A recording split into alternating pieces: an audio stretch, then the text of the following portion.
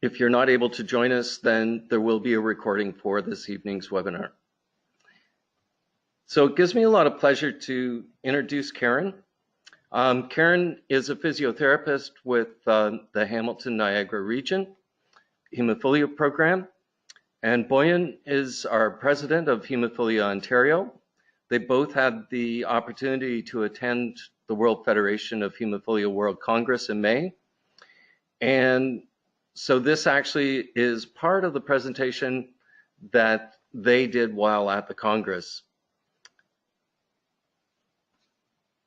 So without any further introduction, I'll introduce Karen first.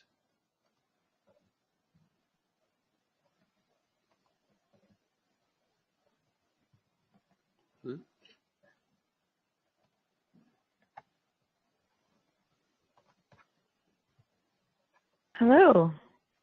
Can you hear me? Yep. You can hear Yes. me? We're good.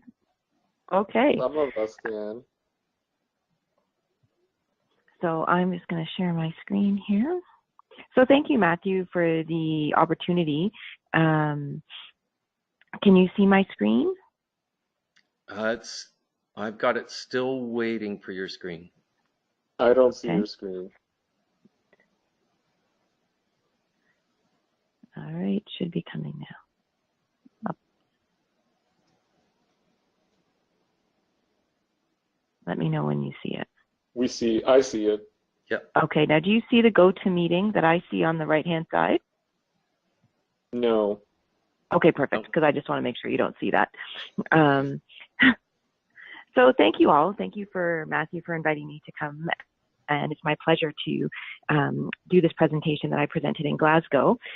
Just to give a little bit of background to where it came from, as I was asked by the World Federation of Hemophilia to try and answer this one component of the question about, is it a bleed or not a bleed? That is the question. And they asked me to focus on current and future measurement and how we use the clinical assessment. And so I just want to let you know that the ideas that are presented in the slide are, the views of myself, one physiotherapist, and sort of my 15 years of experience in hemophilia care, and the way that I've seen that we've been working previously and where I think would be great to head in the future. So this is just sort of my idea, which I've drawn on some of the evidence to see how we can be doing a little bit better of a job when we're looking at if something is a joint or muscle bleed. So just trying to make it advance. There we go. So these are just my disclosures. And so just to start off, for those of you that are, depending upon your familiarity with hemophilia, that the gold standard for assessing if there is a suspected joint or muscle bleed is using MRI. However, MRI is not readily available and it's expensive and time consuming. And unfortunately for young children, they need sedation in order to have an MRI. And so within the Hemophilia Treatment Center, we rely heavily on the clinical examination to gather relevant information to determine the clinical probability of having a suspected joint or muscle bleed. However, not every swollen or painful joint is truly a bleed, and we need to develop a model or a system of assessment strategies that are easily accessible in the clinic setting, that are timely, cost-effective, and that will combine to provide an accurate and reliable evaluation of a potential bleeding episode. So why is it so hard to tell if there is a bleed? And what assessment tools do we need to consider to determine the clinical probability of a bleed? And so probabilities are something like likelihoods. And I got this idea from some of the literature that's present in thrombosis, and so people that clot. And they have a number of clinical scoring systems that they can look at patients' clinical symptoms when they present to the clinic to determine the likelihood that they may have a PE or a clot in their lungs, and that will direct them towards further testing. And so Clots are much more common than bleeds and than is hemophilia, but this was just an area that I looked at and I thought, well, you know, if they can develop that for something on the side of when the blood clots too much, why can't we develop something on for us when we're worried about, is there a bleed? So the first thing that we need to consider is our clinical exam. The clinical examination consists of an analysis of the pain, warmth, swelling, range of motion, and the response that you have to when you give the factor or when you have activity. This is the cornerstone of management of hemophilia.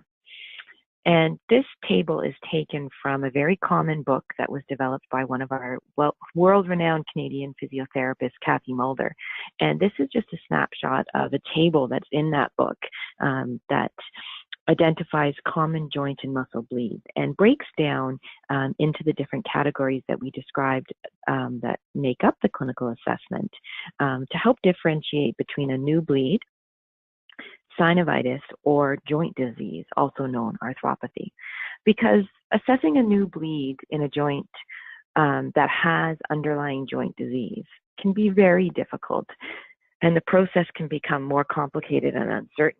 And you can see that by the sections in this table, that when there's a new bleed and there's pristine joint health, maybe in a young child who doesn't have any arthropathies, diagnosing that acute bleed is much more straightforward. But when you have underlying arthropathy, it can be very difficult. Look at all the sections here that show maybe. And so definitely when you have a new bleed, there will be pain. And in arthropathy, there will also be pain.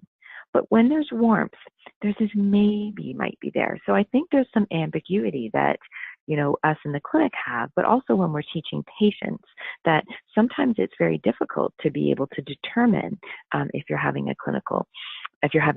joint or muscle bleed. And so there are some of these limitations of our clinical exam. There's also some more limitations.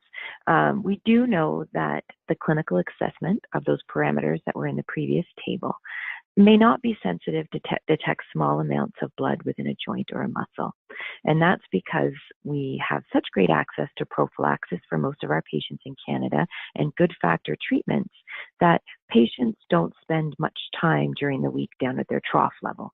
And so they might have Monday, Wednesday, Friday regimen, and then on the Sunday night might be their lowest levels. And if any bleeding may have started, they can wake up in the Monday morning and they get their prophylaxis dose. So there might be small amounts of blood in the joint. The joint may be a little bit stiff, a little bit swollen. And then once we give the prophylaxis infusion, and that can help take some of that away, and then we kind of move on, all the while we have some blood in the joint. And so we know the clinical assessment isn't very good for doing that. And then there's another study that some of you might be familiar with and some of you may not. It's a study out of San Diego, the Hemophilia Treatment Center there, and the first author is Saponis. And what they looked at is they looked at patient perception and physician perception of a bleeding episode. And so when a patient presented to the clinic with a suspected joint or muscle bleed, they did a clinical exam and also took the patient's perception and asked, do they think their joint or muscle is bleeding? And they did the same for the physicians. And then in order to confirm if there was blood there or not, they did ultrasound. And so they compared that. And in the end, when they looked at the findings from the ultrasound and then the patient perception and the physician perception, the patients and the physicians were no better than 50% accurate. So no better than flipping a coin in terms of determining if there was a joint or muscle bleed when there was the presence of underlying joint disease. And so they concluded from their study that physical findings such as loss of range of motion, warmth, or swelling did not discriminate between non-bleeding and bleeding events. So that might lead you to, well, what do we do now? And so I think that begs us to differ, to start looking at, we used to previously rely simply on the clinical exam. So what needs to come into this funnel that we have here in order to help us determine? Those of you who may know me, I have done most of my graduate work looking at point of care ultrasound protocols for hemophilia joint and muscle bleeding. And so we'll start off with my bias. One of the things that I'm quite passionate about in terms of how it can help us with our clinical examination. And so just to give you a brief overview of what is point of care ultrasonography. Point of care ultrasonography is defined by the Canadian Association of Radiologists and the International Society of Emergency Medicine as the use of an ultrasound examination by the primary health practitioner, so that would be maybe your physician, your nurse, or your physiotherapist, in the clinic setting in combination with the physical exam. The purpose of point of care ultrasound is to evaluate a specific organ, pathology, or procedure within the user, so the physician, the nurse, or the physio's area of expertise, to identify the presence or absence of a specific finding. Point of care should be used when time saving to diagnosis or treatment is crucial to patient care. So those of you who are on the phone and have hemophilia, all of that, those parameters from the Canadian Association of Radiology points directly to us in hemophilia, is we really want to answer a specific clinical question of, is there blood or is there not? Is there damage to the joint or is there not? And really, the crucial aspect is the time saving. I know at my center in Hamilton, we can get same day ultrasounds, but sometimes they're many hours wait. And so if a patient presents with an acute painful joint and it's swollen and there's other signs that we're not really sure if it's a bleed or not, sometimes we might have to wait 4 or 5 hours. And that goes against our cornerstone of treatment, where we say treat first, factor first. And so we will then, the physicians will order a factor treatment, and then they'll go down to ultrasound. That's all well and good if we find a bleed. But what if we don't find a bleed? Then we've given patients factor when it wasn't clinically indicated. And so I think that in previously was not a big deal with our standard half-life products, but we have new products coming on the market, which I'm going to talk just briefly about a little bit later in the presentation, which really will impact with the products that are coming, how we think about factor first and bleeding episodes. So the really important thing for you to know about point of care ultrasonography as well is that point of care ultrasonography is a different examination than a comprehensive ultrasound that happens in a dedicated imaging department that involves a referral from your hematologist to a radiologist, and then the sonographer will perform the ultrasound and the radiologist will interpret it. When you have that comprehensive ultrasound, when they're looking at the right knee, they will answer more questions than, is there blood in the joint? Whereas in point of care, that's the only question that we would particularly look at. But when you go down to an imaging department, they're going to look at many other things, and they're going to give the physician in the hemophilia clinic a report back that talks not only about, is there blood in the joint, but will also give information about cartilage damage, will give information about ligaments, meniscus, other things that are present in the knee that would fall outside the scope of point of care. If one of those things is the clinical question, is what's important to know, then it's important to go down to diagnostic imaging for that. But if the clinical question that's needing to know in the clinic is there blood in this joint, it's a question that could potentially be answered in the clinic setting without the need to go down to radiology. So this is just a picture of the research that I've been doing in point of care, and research continues to be underway in this new modality for patients with hemophilia. As you can see from the pictures on the screen, point of care can give us a view of the joint recesses And so I'm not sure how big the images are showing up on your screens, but you can see here is the olecranon in the elbow. So that's just the tip of your funny bone. And this is the tricep muscle. Well, this area here is the joint recess. And so if there is any blood within the elbow, it will sit here in the posterior joint recess. And this here is the fat pad.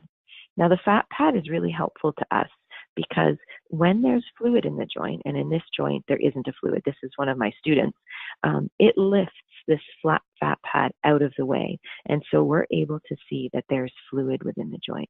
The same will happen for the kneecap. It's the same orientation where we have the patella, the kneecap, and the femur. And here is the anterior joint recess. And then there's two fat pads here.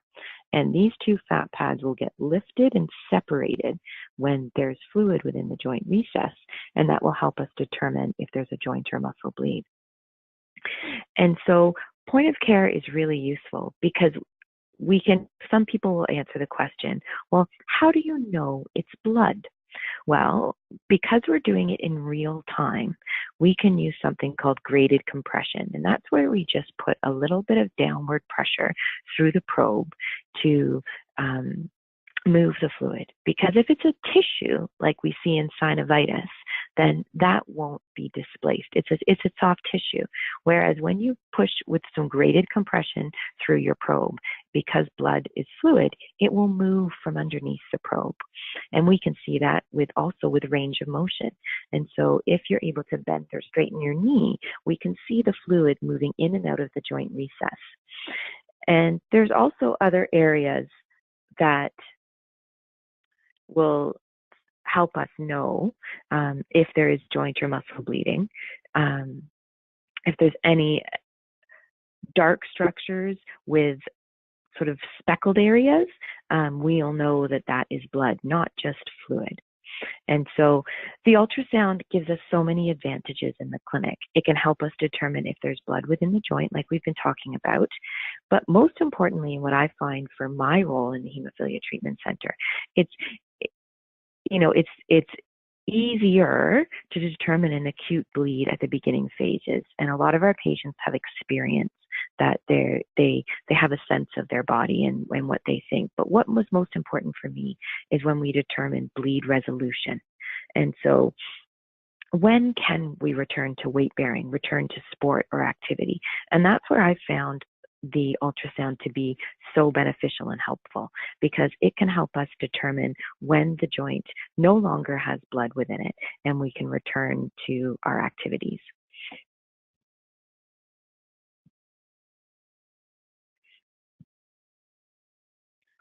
Okay, so this picture here and these images are of a knee with underlying arthropathy, and with the arrows indicating areas where the cartilage of the distal femur are eroded and thinned. But there's no signs of blood within this joint. If you can remember from the previous screen, that there's the kneecap and here's the femur. In the other screen, I was doing this on one of my students, and so the femur was nice and smooth. But here you can see some irregularity in the underlying bone. And so that will show us that there's some underlying arthropathies. But here you can see the fat pad of the joint recess. So you can see that there is no black and white speckled fluid in there. And so we know that there's no fluid there. And when we look at the different orientation, just to look at the cartilage on the end of the femur, we can see areas where it almost becomes like a cobblestone appearance. And that will show us that there is changes in joint damage. This black line here, which is nice and thicker here, but much more reduced down here, is the cartilage. And so you can see that there's definitely areas of thinning cartilage. And so in this picture, the ultrasound shows that there's no sign of hemorrhage or fluid within the joint, but that the cartilage is eroded. And so it helps provide your caregivers with a more accurate way to measure the bleeding episode. You may not necessarily need factor in this in this instance, you might need other consultation by orthopedic surgery or other medications to help manage the underlying arthropathy rather than just giving it more factor. Because in this circumstance, factor won't change that underlying joint. And so if this was my patient, we would refer them, if I saw these images on my point of care assessment in the clinic, it would go outside of my qualifications in order to comment further on the underlying arthropathy.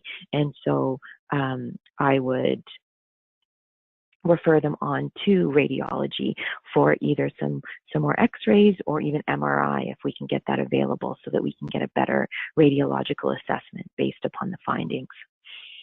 There are some words of caution though, and advance there, that it has to be noted that point of care ultrasound also has some limitations. It is heavily operator dependent. So that's the person who's the practitioner, the physician, the nurse, the physiotherapist who is performing ultrasound in the clinic setting. There is a risk of misdiagnosis when it's used improperly or by inexperienced practitioners. So it requires training, competency assessment, and quality assurance. And that is the area I focused my PhD on, and we've been developing and have successfully trained physiotherapists from 17 of the 25 hemophilia treatment centers in Canada, with the McMaster University Mohawk College point of care ultrasound training program. But even despite that training, there are some other limitations too in terms of access to the machine and physiotherapists having an adequate time to be able to support their clinic to implement.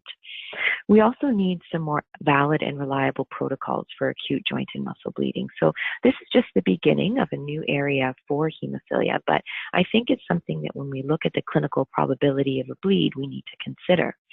Absolutely, this same ultrasound can still be used by being referred down to diagnostic imaging. It just might not be as timely as you might like. So moving on again, then what other factors should we consider? And so we talked about it a little bit when we spoke about the underlying joint health status for ultrasound. But another factor that we should consider is the underlying joint health status of the joint. So that can be any measure of joint health status that some of you may be familiar with. The one that I use in my clinic is called the Hemophilia Joint Health Score, or the HJHS, but there is also other scores called the Gilbert score or the Colorado score. And diagnostic imaging classifications for X-ray, MRI, and ultrasound can also help us determine the underlying health of the joint under review. And joint health can also be assessed by analyzing the bleeding history of the joint or muscle under examination. Is this a joint that is bled often and could be termed a target joint? Is this the first joint bleed? Is there a history of muscle bleeding around the joint under investigation?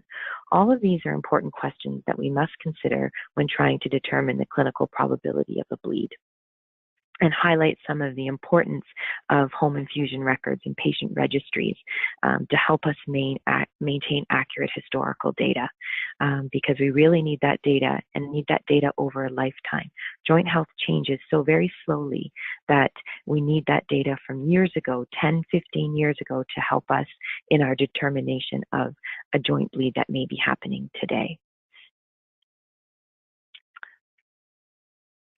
So another factor that we also need to add to our funnel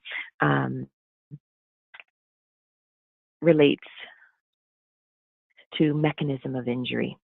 And so these things may be familiar for you if you've had a conversation with your physiotherapist, in that when you present with an acute joint or muscle bleed, one of the questions they might ask is, what happened?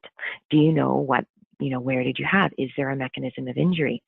And so if yes, then you need to consider the likelihood of there being tissue damage and the type of trauma sustained for anyone who doesn't have a bleeding disorder. If someone were to slip and fall on ice, like we see in our slide, even someone who doesn't have hemophilia may end up with an injury. And so the contact and the force involved in the impact, as well as the speed. If you're moving quickly across an ice patch or trying to run across an ice patch, that will be a much different chance of injury or sustaining greater tissue damage when you're running at speed, versus if you're walking slowly and carefully. Other things to consider are heights. Are we walking downstairs, or, as you can see that we talked about before, unpredictable conditions. So all of these things will lead us towards knowing, is there a mechanism? And the next thing that I wanted to spend just a little bit of time talking about is factor product and treatment regimen. As you guys all know, I'm a physiotherapist, and I do not prescribe or administer factor concentrate, but it's my role in the Hemophilia Treatment Center to be informed about the different factor concentrates that are available to patients in Canada, as well as their treatment regimen. You know, it's quite common knowledge that we know that factor concentrate won't help chronic pain, but factor concentrates are very important for the management of acute bleeding. And so we want to make sure that patients who need it get it as soon as possible. So when trying to determine the clinical probability of a bleed, obviously patients who treat on demand are more likely to experience a bleeding episode than patients who are on regular prophylaxis. And for patients who are on prophylaxis, it's important to consider the infusion frequency and what the target trough level is. And so most clinics in Canada for prophylaxis have a goal of a target trough level in a range anywhere between 1 to 5%. And so if those of you are not familiar what a trough level is, a trough level is your lowest level before you get your next infusion when you're on a routine of regular prophylaxis. And so depending upon where we know where that trough level is, will tell us if there's a clinical likelihood of a bleed. There was a study that was done in the Netherlands, and they looked retrospectively, and that means looking back in time, at about 2,500 bleeding episodes and patients and their factor levels at the time that they had the bleeding episode. And in their group of patients, they found in order to eliminate all bleeding episodes, you needed a trough level of about 12%. And so this is a really high trough level, which, you know, a lot of people will question of the economic stability of that and determine if that's needed. And there were certain questions about that study that didn't tell us very much.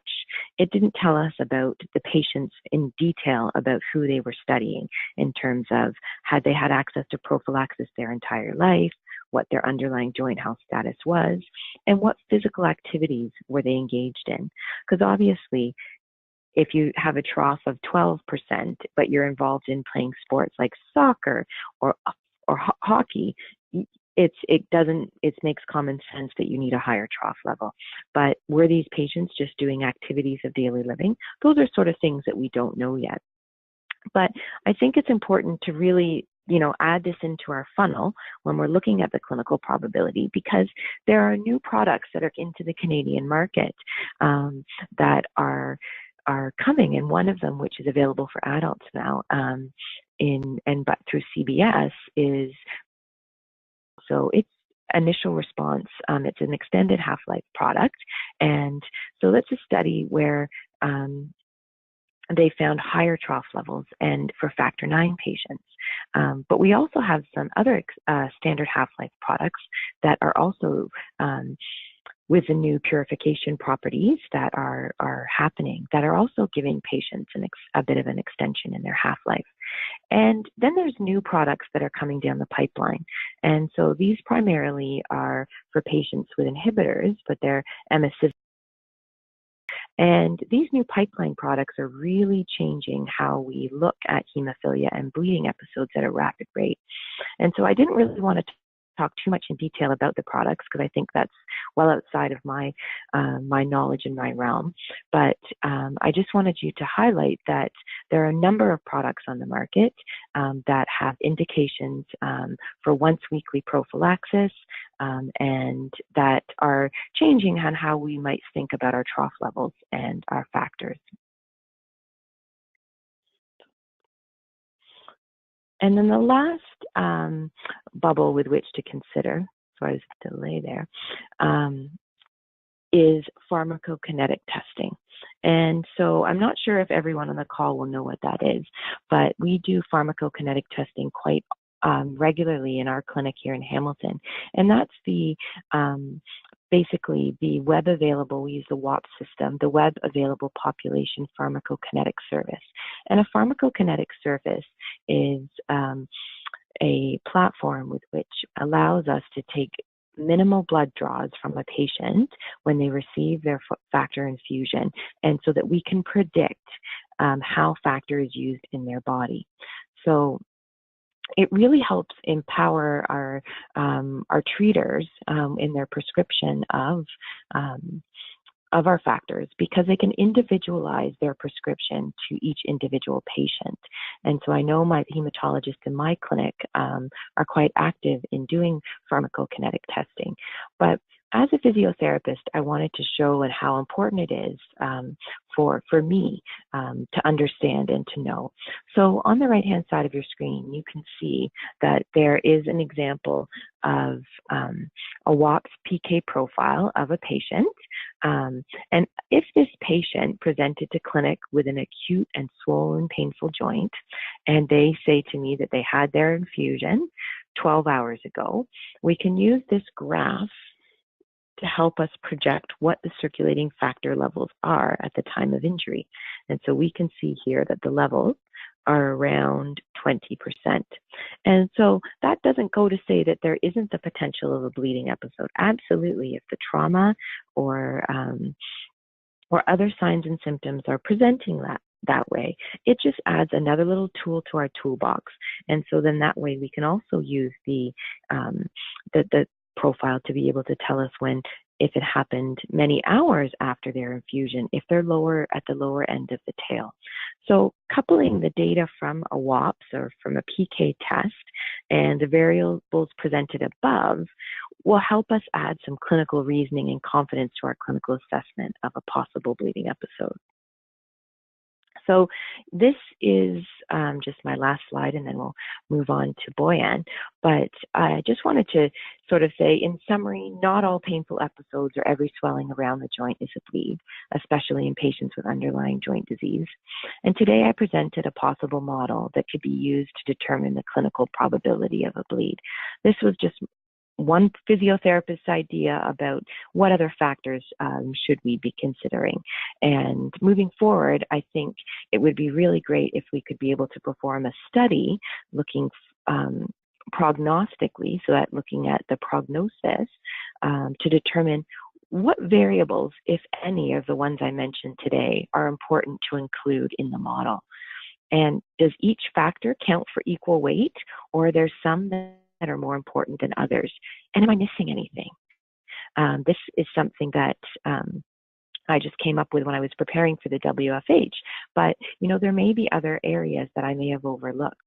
There also might be regional differences for the model in terms of if you're in an urban or rural center, and the combination of which might influence how you're doing. And so I think it would be really interesting in the future to see if we can bring these different assessment variables together to identify a low, medium, or high probability of a bleed when someone comes in for assessment. And I think the one thing that isn't currently in the model, but would be really important, is we really need to engage our patients in this process. They're the ones who have the lived experience of a joint or muscle bleed. And so we really need to have their opinion in terms of, does this model resonate with them? Is something like this feel that would be helpful in terms of their own self-management? Because as you know, most of your adults might see your hemophilia treatment center once a year, and the other 364 days of the year, you're self-managing your disease and knowing when to contact your hemophilia treatment center. And so I think for me, that's the next step, is to really engage patients in this process, so we can focus a little bit more about home infusion and how we can really be sure that we focus on patient-centered outcomes. And so that was my last slide, and I just have my references there if anybody is interested in having further reading about the studies that I spoke about. But I'm going to now send the controls back to Matthew so he can take over. Thank you.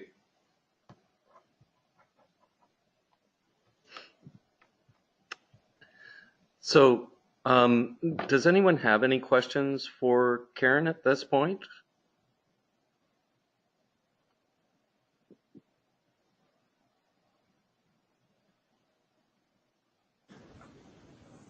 Yeah, Karen, I don't know if you can hear me. Yeah, Okay, Paul Cochran, a question for you. sure. Given that what you presented is all very interesting, I go to St. Mike's for my treatment. The feeling that, to me anyway, that's being portrayed to me is when in doubt, take a shot. Yes. So, given the further study that you and others can get more out of, you're not by no means suggesting anything different than that at this point. Am I right? Absolutely. We're just sort of adding some food for thought. I think that we can use, absolutely, the cornerstone of hemophilia treatment is factor first. And I think that that's the most important thing, is that we treat any possible bleeding episode. I think it just gives us a little bit more to our assessment strategies as new products come on the market, as we become more skilled in doing pharmacokinetic testing, as we become more skilled in looking at underlying joint health and potentially using diagnostic imaging to help us. I think it can just help us make more of an informed decision. But I think at this point in time, it's still most important that any and all possible bleeding episodes are adequately treated with factor. Okay, appreciate it. And part two of that question was, in my own experience, I've got all kinds of arthritic situations as well as susceptible joints. The way I've often had the very same question: is it or is it not? But one of the things I've found is that if by taking a shot, the pain is alleviated. While I know one doesn't solve the pain, it does mitigate the bleeding, and therefore pain is mitigated. Is that not a pretty sure sign as well? Absolutely. If factor produces a favorable response, then factor won't help with any. It doesn't have any ability to alter your pain. So there must be some underlying structure that might be inflamed or bleeding, even at a low rate, if for factor to provide an improvement. And so it's such a hard thing to tell for people, because it depends also to what you do as well as giving your factors. If you give factors and then you also rest and come off of the joint for a little while, and your pain improves as well, it's a tricky thing to be able to rule out all of the other confounding variables that might be happening, as well as arthropathy will. If you're painful in the morning, it tends to get better over the course of the day after you loosen up a little bit. And so I think by all means, we've not figured out this little puzzle yet. I think it's just that we used to rely solely on the clinical exam. I think it just gives us some food for thought that, what else can we be drawing on? But obviously a positive response to treatment to factor concentrates would give you more evidence that there is a bleeding component contributing to your pain. And with that could be, some synovitis, and because higher trough levels will help with that as well. Okay, this is very interesting. Thank you. Karen, I have a quick question coming from the chat, and that is, what is a microbleed? Yeah, that's a very good question and a very hot topic at the World Congress this year. A microbleed is a bleed that happens within the joint with very little to no clinical symptoms. And so it's something where it is so small that the person doesn't even appreciate that there's blood in the joint. And on clinical exam, we're not able to pick that up. And the reason why it's meaningful is we have a number of cohorts of young boys who've had access to prophylaxis since before they've really had their first joint bleed. And I don't know if any of you are familiar with the CHIP study. It's the Canadian Hemophilia Prophylaxis study that was done out of sick kids. And they found in that study that when they followed these boys for over 10 years, and they all had prophylaxis, when they MRI'd the joints after the 10 years, there were signs of blood and damage in joints that had never had any history of a joint bleed. And so these patients had been followed for their whole lives and were accurately taking records, and there was never a single reported joint bleed. But then when they MRI'd, and this was particularly in the ankles, and when they MRI'd the ankles, they found the byproducts of blood in the joint. And so this led the researchers to conclude that there might be microbleeds or subclinical bleeds that we don't know about that are happening. And could these be happening where there's a little bit of starting to ooze from a vessel in the joint lining right before your next prophylaxis dose? And so there's a small amount of blood, and then you get your next prophylaxis dose, and it helps provide that clot, and you move on your way, and you never get to the point where you have a full-blown bleed. And so that would be what would be a microbleed, something that goes undetected. Thank you.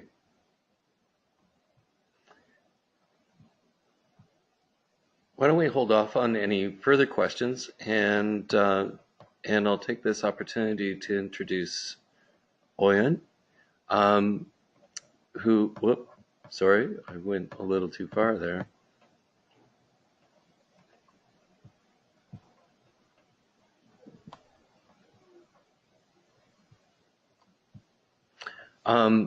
Bojan's the president of Hemophilia Ontario, and he had the opportunity to attend his first Congress in May 2018.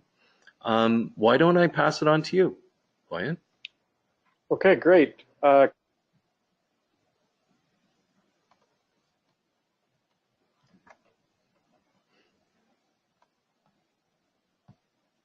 right, can everybody see me?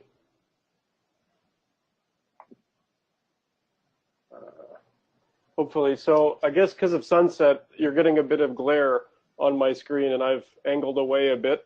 Hopefully that helps. So I didn't expect to be at the Congress presenting. It was my first. So no need to share the screen here, sorry. Okay. So my presentation is built in a kind of stand and deliver format because I was asked to present at Congress last minute. And so I put together a presentation, but I didn't have time to put together slides. But I thought it worked better this way because it feels like I'm talking to you, and a lot like the Queen and her Christmas address. It feels like I'm inviting you all into my home to watch this presentation. So just a little bit about me. My name's Bojan Pirnat, president of Hemophilia Ontario. When I was 5 years old, I was diagnosed as hemophilia A mild. And I was actually diagnosed at a really high percentage effector at 19%. Unfortunately, that number never appeared again in any of my subsequent testing. And one of the weird things about my particular case as a patient, speaking maybe to the need to have individualized care for patients, as was mentioned in Karen's presentation, is that my levels have always fluctuated. Early in life, they didn't have too much variation, but as I got into my teenage years, what my clinicians noticed was a dramatic jump. So it wasn't something minor like 19% to 15% or something like that. What ended up happening was that I went down to as low as 2%. And then in my later university years, I stabilized around 5-7%, which is where I sit these days. So the purpose of my presentation obviously is going to be to give a patient perspective. So it's a little bit different than the clinical. And a lot of it is going to be talking about the effects of muscle bleeding, as well as you'll maybe get more of a sense of how the central question of this presentation series, is it a bleed or not a bleed? That'll become apparent through the stories I tell you, because I'm going to go through a short chronology of my own case. So in that interest, I should tell you some interesting aspects. So I've already told you about the level fluctuations.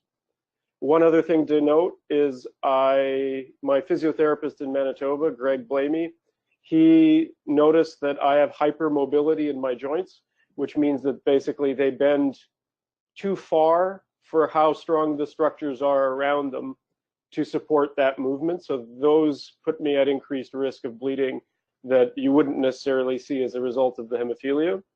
And another weird aspect of my particular case is also that my factor IX levels are slightly lower than normal. They're at around 60%, which still enough, but combined with the factor VIII, interesting question of how these things interact with each other. So hopefully by the end of the presentation, it's going to be apparent why I think that an individualized approach is a good idea, and some of the potential consequences of not identifying early enough when you have a non-standard patient.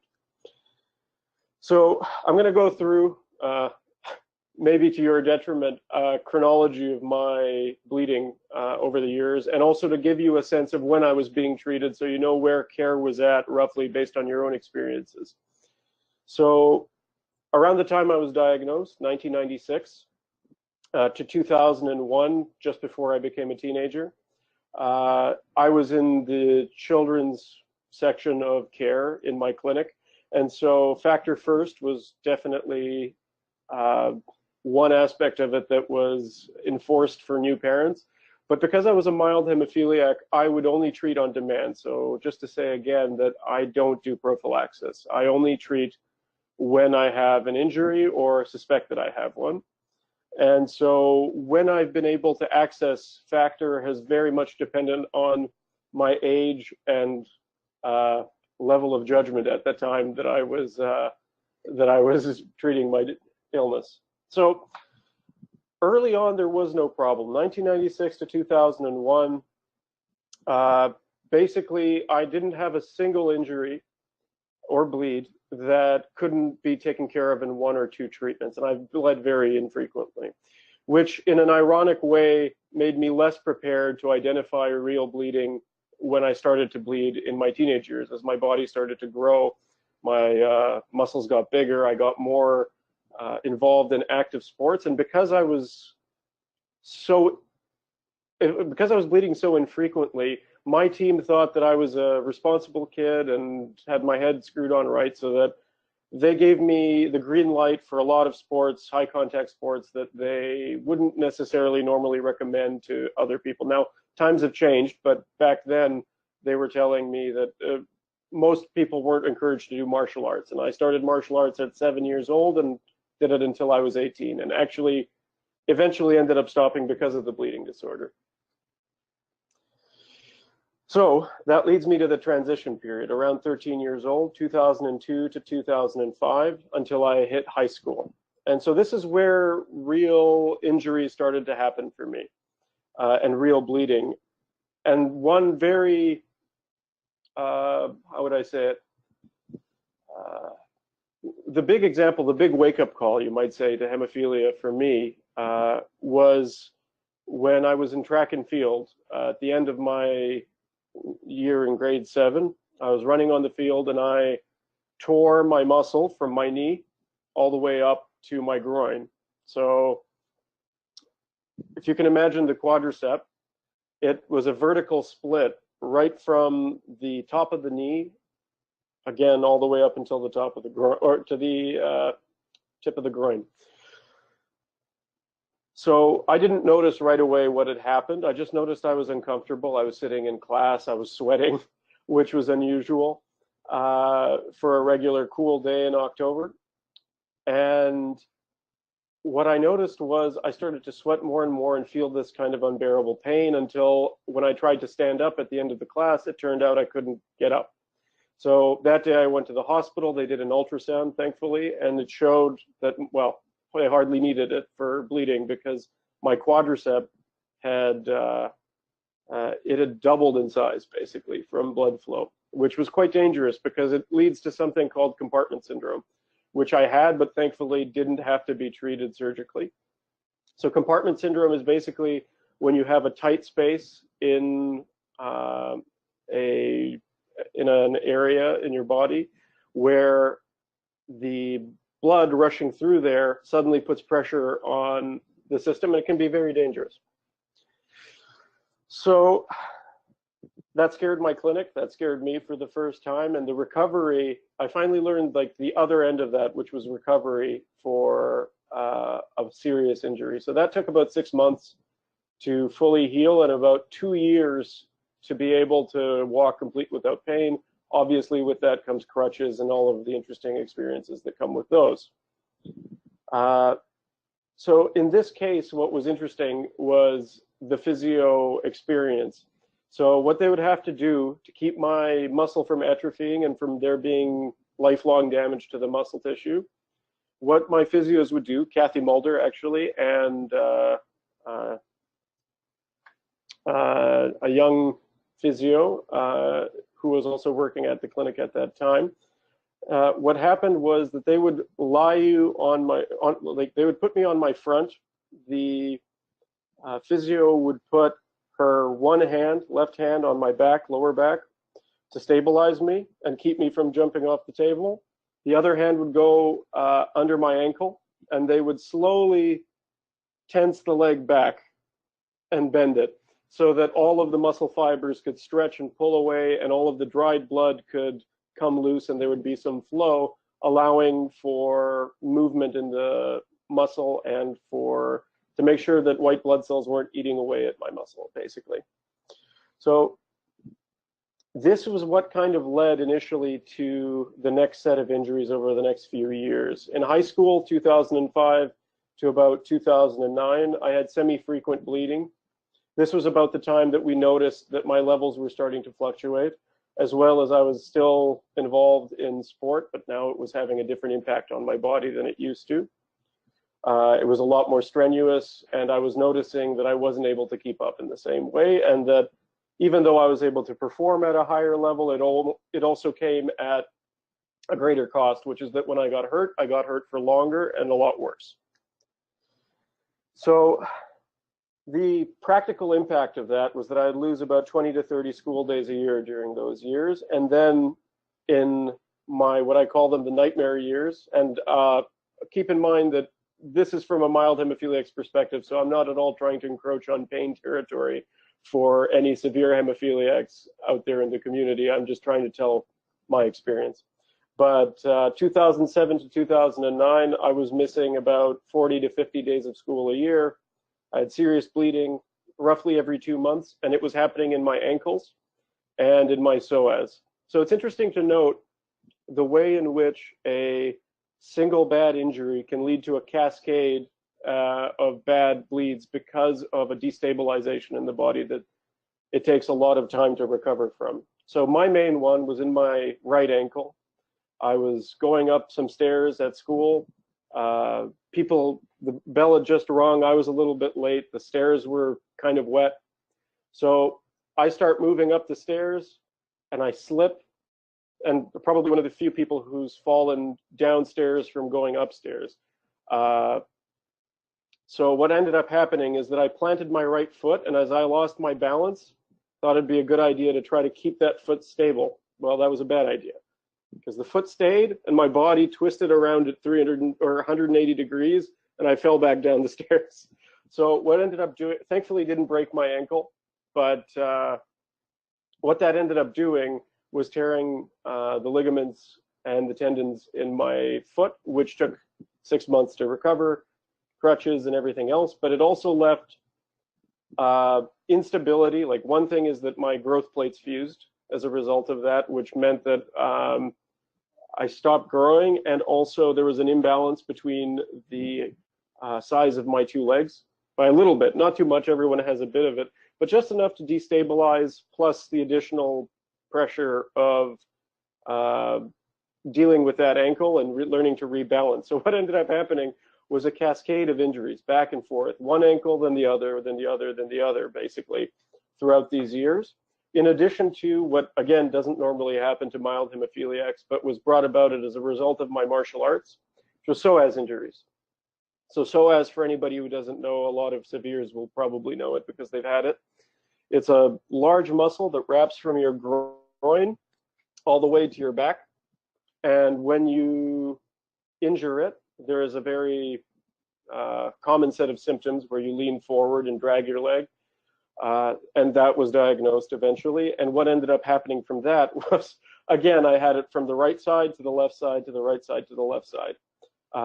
Each of those was pretty horrific. It takes about 6 months to recover from them fully. And because I was performing, I was in high impact sports and quite active at the time, it was pretty frustrating to be going back up and back down and back up and back down. And in this time, I got quite good, unfortunately, at telling when I was bleeding and when I wasn't.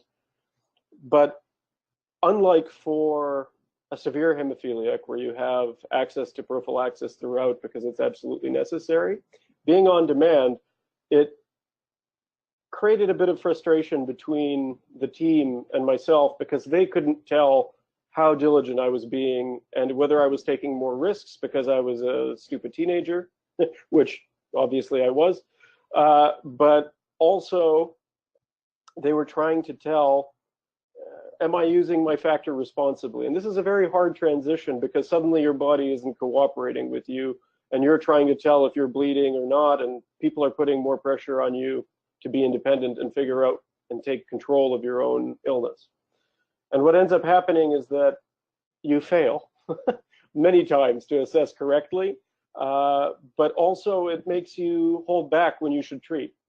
And so I did a couple of stupid things as a result of fear of disappointing my clinicians when I didn't treat. I didn't do factor first, and that ended up in causing major problems and probably elongated the time that I spent on crutches or in bed because of that. But part of that came from the pressure of trying to balance what my body's telling me, not knowing what it's doing, and also being told that, you shouldn't be using factor in the same way that a severe is using factor, though I was bleeding quite heavily. So there were lasting results from those psoas bleeds. I was about 18 years old by the time that was over, and I just kind of had to make a decision. And here I'm going to dip a little bit into the psychosocial aspects of the bleeding disorder. So I basically made a calculated decision. I'm getting hurt too often. I have other things on my plate. I'm interested in university. I'm tired of being in pain. I'm tired of trying for 6 months to get back into a sport and then falling back down and going back to square one. And I'm losing days of my social life. So I basically decided, you know what, I'm going to take a bit of a break from all of this physical activity. I'm going to put my energy elsewhere. I'm going to I have university coming up. It's not worth it to jeopardize that with school. Plus I had a girlfriend, and if you know anything about psoas bleeds, that presented a major question for me, what I preferred, like martial arts or being able to be with my girlfriend and spend time with her. So it was an interesting period in my life. But what it ended up leading to, interestingly, is a complete reduction in my physical activity because of increased fear of bleeding, and possibly as a result of the fact that I knew I didn't have access to prophylaxis. So I knew I had to be more careful. So the university years, 2009 to 2014, I did my Bachelor of Political Science in Winnipeg, then came to Toronto to do my Master's in Political Theory. So in university, basically, I got used to not doing too much strenuous activity. I was still low-level active, but I was focused in other areas. But when I decided to move to Toronto, it became a lot more real because I realized after I got out of school, after I finished my master's, what can happen to you when you're alone and you don't have your support system in different province than where you come from. It's just you who has to take care of it. And I didn't think that I could take the risk of injuries because I'd seen such a steep decline in my injury rate, my bleed rate, as a result of decreasing my activity and having to only treat on demand again when something random would happen, that it just didn't become worth it to me. And I became quite worried that I wouldn't be able to earn an income, which is a huge problem. And it's something that I think we need to talk about a little bit more and try to figure out with our community how to try to start putting resources to have ways for our population to be able to navigate the complexities of having bleeds and also trying to have a professional life and trying to stay fit. So it was interesting to me to note the way in which I became incentivized to focus more on keeping myself at a low level of activity to keep from being injured. But what I have definitely noticed as a result, because now cumulatively over years of reduced activity, is more sluggishness, more prone to injury, and it becomes a problem to try to get back into the swing of things and learn how to be physically active again when you've been out of it for a long time. So just to touch on some of the effects of the injuries that I had over the years, at 27 now, I'm not old by any means, but I'm starting to now feel my body in ways that I didn't used to. And so I have chronic back pain as a result of an injury at work, actually, which was a whole complicated issue on its own, which I'm not going to go into here. But basically, it's learning to deal with chronic pain and some things that aren't necessarily supposed to be symptoms that you experience as a mild. Example of that would be I get sore feet, like bleeding on the bottoms of my feet and swelling from just walking around the city for a little bit longer than normal. I also have, from sitting down on a harder chair, I'll get these dark, thick bruises on the backs of my hamstrings. And those are obvious bleeds. They're not joint bleeds. So it becomes a question of whether you treat that kind of thing or not, and how do you do it. But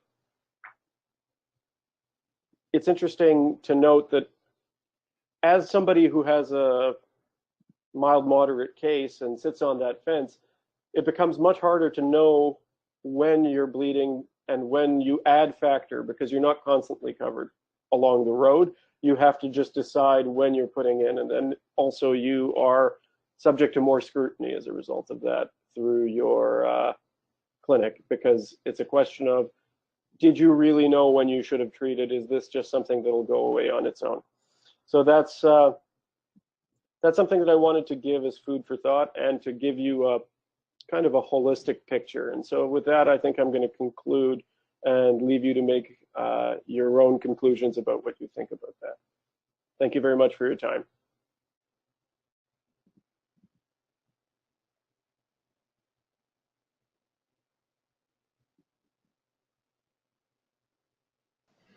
Thanks very much. Wow. That was a story I did not expect. Did you have any questions, Matthew? Yeah. I don't have any questions in the chat, but let me, so we'll make everyone available.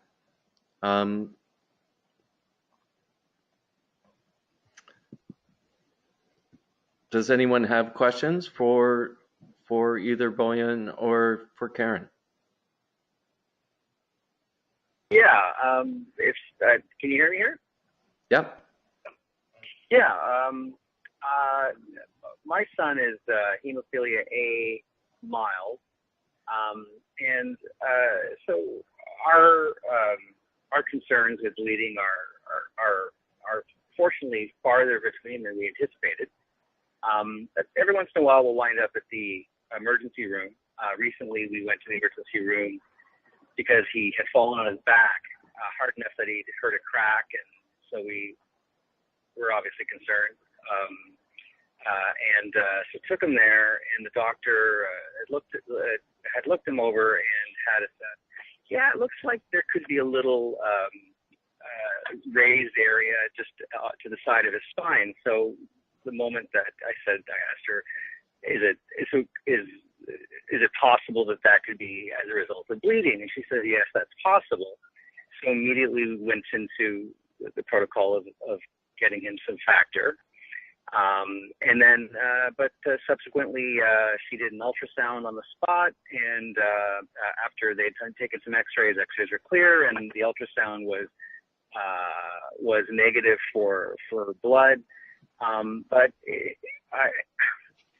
course, the next day we went to Sick Kids and did our follow-up with the staff there, and so we're always kind of walking this line between. When do we go? How, if he didn't have hemophilia, if he was a normal kid, like a kid without hemophilia, we probably would have brushed him off and said, go play. Yeah. And I'm not sure who to address the question to, but I'm trying to become a wiser, better parent. I'm wondering if you could, I'm always looking for how can I better assess or assist the assessment of when we actually have an issue. I can start first. I think the first and foremost as a parent as well is you have to trust your gut. I think that's the first, is if you're concerned and you have reason to be concerned, then don't doubt yourself. I think that's the most important thing, because as a parent, you know your child the best. And so I think that would be first. The other thing that is available that came out of one of the Hemophilia Treatment Center in Saskatchewan, it was designed specifically for patients with mild hemophilia, because as you said, the bleeding episodes are few and far between. And so as soon as you sort of get some experience, then there's a long time before another bleeding episode. And unlike severes who have more regular experience and kind of get that, the communication with the ER staff, the communication with the clinic, they're more used to. So there is an app that's available. It's called the Hemophilia Injury Recognition Tool, and it's HIRT, hurt, but with an I, and it was developed to help you. You can download the app to any smartphone, like iPhone or Android phone, and what it does is it is designed to help you assess your particular bleeding episode, and so it will review for you, the signs and symptoms that you should look for, and it also gives you push notifications on when you should reassess. And so reassess in an hour, reassess in 4 hours, and if you should call your hemophilia treatment center. For your son's situation where he had a suspected bleed over the spine, that will get an immediate go to the ER because of the potential, limb and life-threatening spinal bleed could be. But the app is very helpful if it is more peripheral joints or muscles and you're not sure if it needs to be treated or not.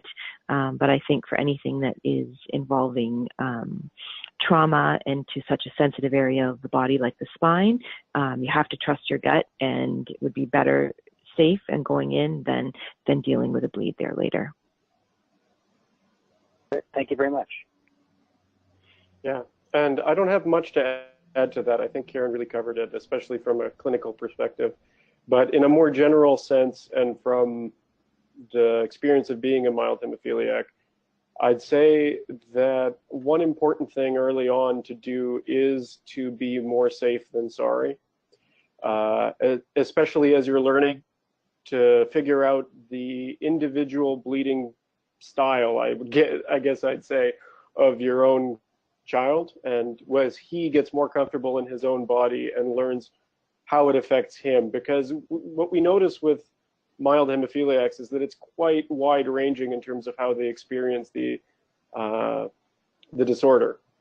It can be a case like mine where I kind of float between mild, moderate, and also because my lifestyle is such, or was such, beyond being a clumsy kid, that I had fairly frequent bleeding for a mild, but when you're an infrequent bleeder, it's very important to try to be more safe than sorry, especially early on, to figure out as things develop whether you should be taking him, when you should be taking him, how much you should be treating, and then also accessing tools like Karen suggested that help guide you in making those assessments.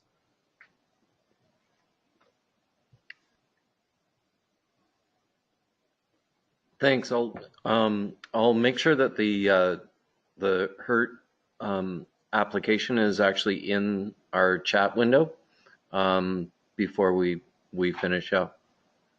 Thanks for those. Anyone else with any other questions?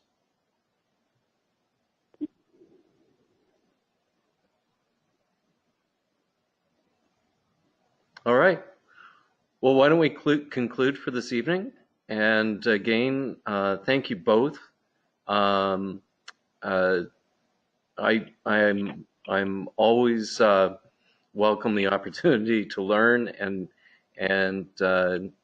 thank you both.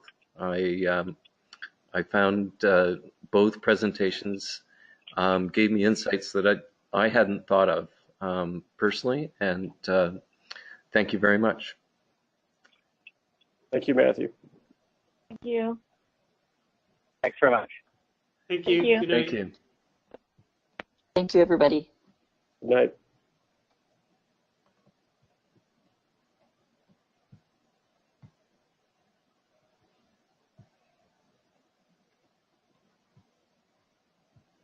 In like there were a couple hundred, but at the time